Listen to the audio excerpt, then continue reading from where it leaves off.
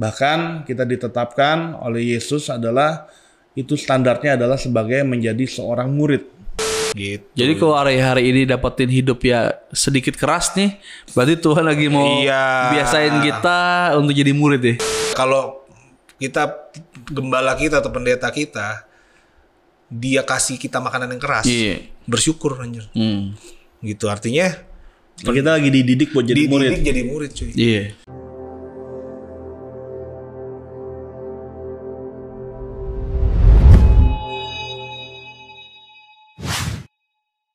Susahnya jadi Kristen. Oke.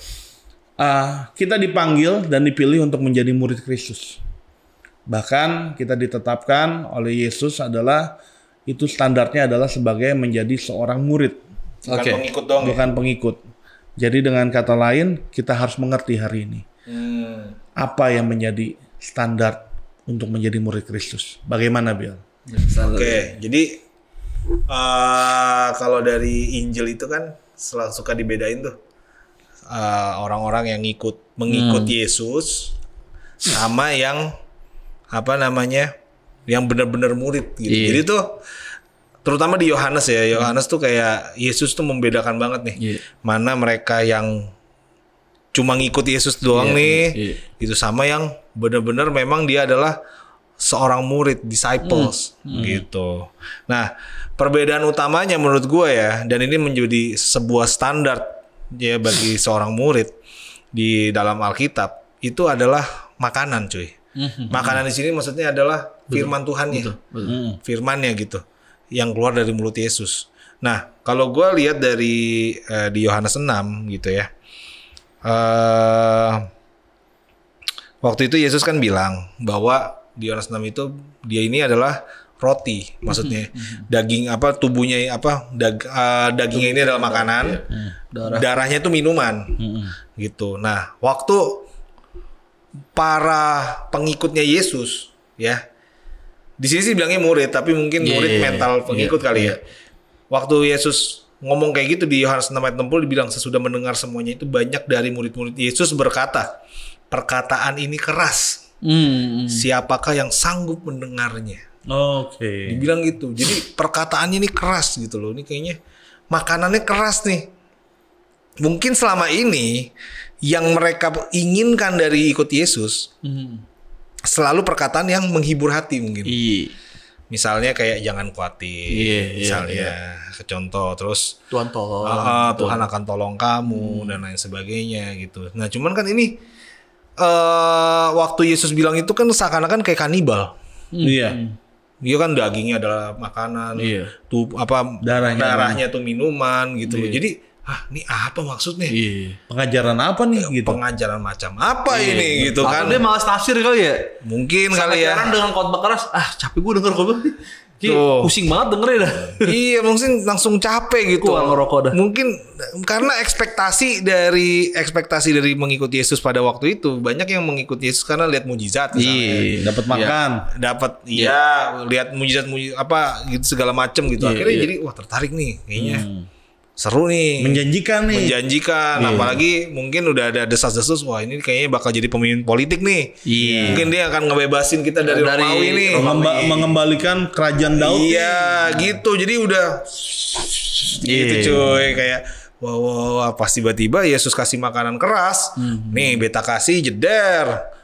Loh kok mati tanpa nggak masuk ke tenggorokan aku nih gitu, dikasih makanan keras. Makanya Yesus bilang lagi di ayat 61, Yesus yang di dalam hatinya tahu bahwa murid-muridnya bersungguh-sungguh tentang hal itu, berkata kepada mereka, adakah perkataan itu menggoncangkan imanmu? Langsung disikat gitu bos. Beta pun kata bikin ale goyang. Terus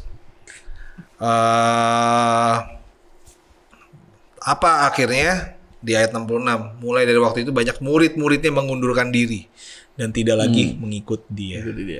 Gitu, karena udah loh kok ini perkataan keras. Kecewa dong mereka karena selama ini maunya makanan yang enak mungkin.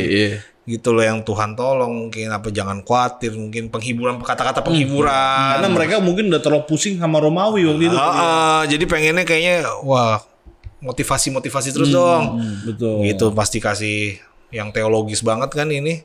Iya. Langsung mereka kecewa dan akhirnya mengundurkan diri mengikuti Yesus. Nah, tapi kita bandingkan dengan murid-murid yang 12 murid ini. Iya. Nah, maka kata Yesus kepada ke-12 murid nih. Iya. Lihat selanjutnya. Apakah kamu tidak mau pergi juga? Yesus sampai nantang. Kamu gak mau pergi juga kayak mereka nih? Gitu kan. Terus jawab Simon Petrus kepadanya, Tuhan, kepada siapakah kami akan pergi? Perkataanmu adalah perkataan hidup yang kekal. Beda banget perspektifnya. Jadi bagi yang pengikut perkataan Yesus mungkin hanya sekedar motivasi aja, menyenangkan. Tapi bagi Petrus dan 12 muridnya ini, perkataan Yesus bukan cuma sekedar kata-kata yang menyenangkan hati, tapi benar-benar kehidupan. Artinya kan setiap kata yang Yesus keluarkan itu benar-benar hidupnya mereka tuh dipertaruhkan di dalam perkataan Yesus itu. Mereka percaya penuh gitu loh. Makanya dibilang lagi, dan kami telah percaya, kata Petrus, dan kami telah percaya dan tahu bahwa engkau adalah yang kudus dari Allah. Gitu. Jadi salah satu standar seorang murid Kristus ya, mereka harus siap menelan firman yang keras. Betul. Gitu. Jadi kalau hari-hari ini dapetin hidup ya sedikit keras nih, berarti Tuhan lagi mau biasain kita untuk jadi murid ya. Betul, setuju. Iya kan? Betul. Gitu. Jadi sama ini sih kalau misalnya kayak di gereja gitu ya. Kalau kita gembala kita atau pendeta kita dia kasih kita makanan yang keras, bersyukur anjir. Gitu artinya kita lagi dididik buat jadi murid. Dididik jadi murid cuy.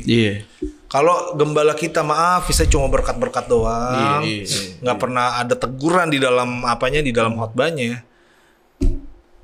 Karena takutnya gini, gue ingat banget ada orang yang pernah ngomong tuh di media sosial bahwa kalau orang membiasakan diri mengenal Kristus dari sekedar dia pemberi berkat, dia melakukan mujizat dalam kehidupannya, dia pemelihara dan segala macam. Tapi ketika Yesus sedang mendidiknya, dia akan tinggalin Yesus gitu loh. Betul, karena keras jadinya kan. Iya, jadi karena cuma berpikir enaknya doang. Iya, cuma mengenal Allah, itu hanya sebatas pemberi mujizat, pemberi berkat. Oh, jadinya dan penolong gitu. Kayak kata seorang hamba Tuhan ya. Yesus fantasi. Ya cuma fantasi Yesus doang. Nah, tapi giliran Yesus mengizinkan keadaannya itu seakan-akan tidak mengenakan atau tidak menguntungkan bagi dia, dia akan menyalahkan Tuhan dan bahkan tidak menutup kemungkinan untuk meninggalkan Tuhan. Kan? Iya, setuju. Gitu. Karena terbiasa makanan lembek. Gitu. Jadi sebenarnya kalau kita mentalitas seorang murid bukan follow up ya, bukan follower gitu. Bukan follower ya, follow up. Itu berarti dengan kata lain bahwa diberkati dia bersyukur, diproses harusnya makin bersyukur. Itu dia. Gimana, Pak Nando? Setuju. Gitu. Gue teringat yang tadi juga dibilang.